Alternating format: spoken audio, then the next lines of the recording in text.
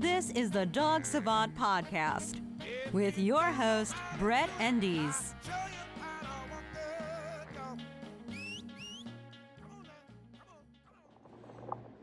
Hey everyone, welcome to the Dog Savant Podcast. I'm Brett Endies, I'm your host.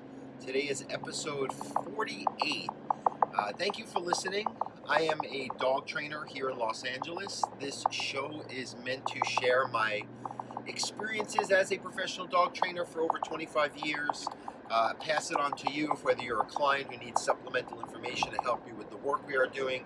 And of course, if you're a dog owner who is not able to find high quality dog training where you live, or want to complement the training you are doing, just to help understand your dog better, this podcast is for you. Sometimes we get into some philosophical discussions, we get a little off topic, but for the most part, this is a podcast for all things dog and dog behavior. How'd that sound, guys? Didn't even write that down. All right, so welcome everybody. Thank you for tuning in. Thank you to people who have been listening. Thank you to all the new listeners. If you haven't already, I'll always remind you, please go on iTunes, subscribe, rate, review, share, as well as on social media. This is what keeps the show going, helps get it found, helps other people find this. I really do this. I put out this content simply because I want to help as many dogs as possible while I have this time on the planet, and you guys are a big part of it. So please don't forget to do that. You can go on my website, dogtrainingla.com, if you're in the local area and you're in need of dog training help, services. And most of my social media at The Dog Savant. If you'd like to support the show, it is patreon.com/The Dog Savant.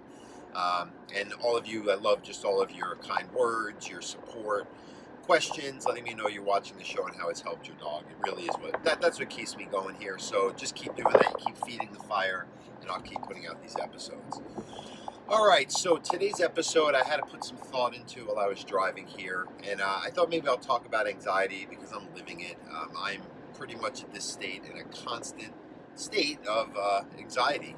I'm working on it, I deal with it, I manage it. I'm functional, I have many moments of peace, happy, enjoying my life, but I am driven by anxiety. You can probably hear it in the way I talk, the way I kind of hurry and rush things. I'm very aware of it. I kind of watch myself as others would be watching another person, but it's still something, maybe that's half the battle. The other half is managing it and using it, as a power, because having this inner, kind of narrative or this inner push keeps me going, gets the job done, shows a strong intent for me to do my job and get things accomplished.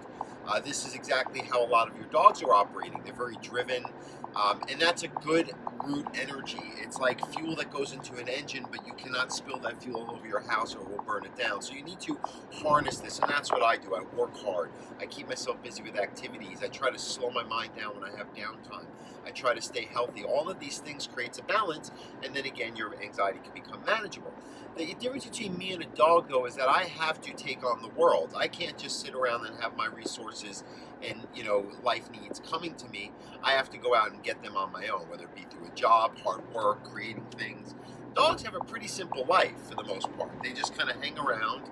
They look cute. We have some relationship time with them, and then they get fed, sheltered, and wake up and do it again. And for a lot of dogs, other than some exercise, a few pats on the head, little sit stay, they're good to go. Now, the dogs I work with, I see as a pattern, and we're not talking breed. Yes, certain breeds are bred to have more of this hypervigilance or drive, if you will, but the dogs I see are just wired personality-wise, or their life experience, or, just what has happened or who they are has created this very hypervigilant way of operating in everyday life where they can't focalize this where it might be doing some kind of fetch game or play or running or walking.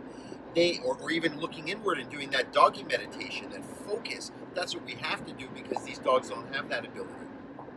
And this is what gets them into these deep levels of, again, anxiety, behavioral issues, lack of listening, impulse control, social problems, because they are just taking on everything all at once in thought and external stimuli. And I can give you an example of, a similar version, but not the same, but similar to, like, let's say I go to a supermarket. It's a Sunday morning. Everyone's there. You pull in, you're already thinking of all the things you have to get and all the other things you have to do that day, and it's already feel this tension, and now we're pulling into the parking lot, and parking is a whole thing, and then you find that spot, and then you go in, and then there's all these people, and everyone's rushing and looking around, and there's 200 options, and it just builds and builds and builds, and this inner narrative becomes pressure to the point where sometimes you have to leave, where you have an external reaction, you melt down, you start twitching, ticking, you feel uncomfortable, it carries over to the rest of your day, you feel uncomfortable and awful.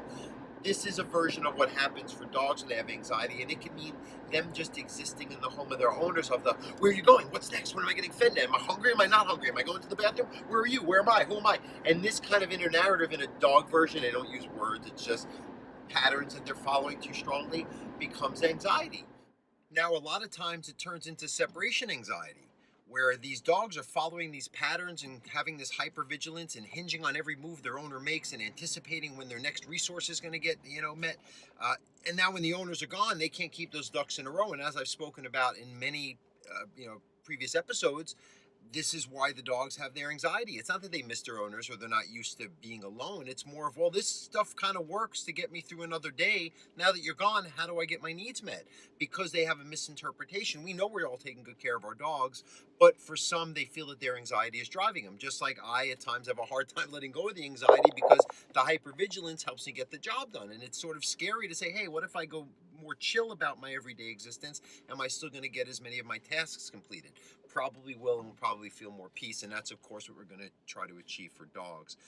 And that's really, what we're doing with the dogs. And I did previous episodes, one called Meditation for Dogs, where it explains the sensory integration effect, the single pointed state that during times where there's overassessment or overstimulation, it can create a calmer way of navigating to the point where it gets conditioned in as the normal response for the benefit of the dog and sometimes the human. But even after the effect, there's this thing where if a daily meditative practice or getting this single pointed focus, it's like working out your mind. You get that mental exercise. You're creating more steady synaptic activity. I'm very good at explaining it, even though I'm living it. I feel a little anxious right now while I'm talking about how to resolve anxiety. Imagine that. I think being aware of it is half the battle. The other half is being, doing the work and going against your grain to meet a future goal for yourself and your own internal growth. Dogs, like I said before, don't need this. They have such a potential to be balanced. They live with us, and by nature, our shared experiences and environments cause the anxiety, and we have to teach the dogs how to filter it. And that's really all it is just conceptualizing why we're doing this training. I want to bring this all together here of what the place training does. It's the meditation cushion for the dogs. It's a way that they can have their mind and body connected during times where they are too hypervigilant, big and little. And these, I tell about the owners this all the time. It's not about what you like. Just because your dog follows you and you love that attention and it makes you feel good and strokes your ego is not necessarily what's best for your dog. Dogs want to hang out with us. They want to please us, but they want to drift around the day. They don't want to really be hinging on any one event more than they need to, because then they feel semi-responsible. And that's what training does. It's the antidote for that. In a very proactive, preventative way, you are setting up shop. You're creating this relational script that gives the dog the idea that everyday life transitions, big and little, where they're getting too caught up in, are now well guided by their human leader, and using the training techniques implemented to create a calmer way of filtering it and feeling inside as an association. I hope I articulated this every which way but sideways, but it's just really sometimes it's, people who live this can feel it. There's a lot of people who get what I'm talking about right away, and other people are like I've said, there's people who actually think that this is so abstract that it's offensive or aversive to them because they're hearing something that is so not how their inner workings or feelings or narratives operate, and that's okay, fair enough, but I really want to be able to articulate an understanding, because dogs and animals are more wired this way, and even if you're not understanding it, you've gotta at least grasp the concept that your dog is not living in the same plane of existence despite being in the same shared natural habitat that you are. Temple Grandin always writes about this stuff in a very great perspective because she's on the autism spectrum, and me having the anxiety and being diagnosed as having Asperger's syndrome, which is more of that sensory-based way of operating.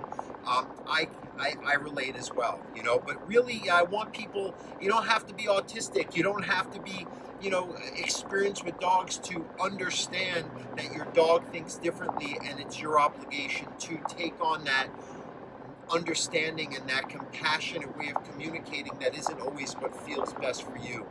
It's what the dog needs.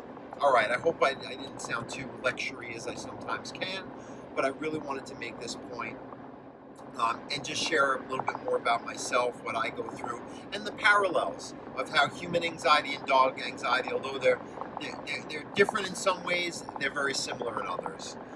Okay, I think we're going to do another short one here just to get it out. Let's see. Thank you so much for everyone who supported this again. Please, we need more people subscribing, rating, reviewing. I know we're getting more listeners, so if you're hearing my voice, do that. It helps me, and it, if anything, keeps me motivated to want to keep putting out content. I do this for free. I do not want to profit off of this, but I do want to know that it is benefiting people. Otherwise, I will put this in front of people who actually do, which is the real world clients, and I'm just sharing the same information with you guys. So thank you, and please get on that. All right. Also, visit my website, dogtrainingla.com. Go on my social media at the Dog Savant.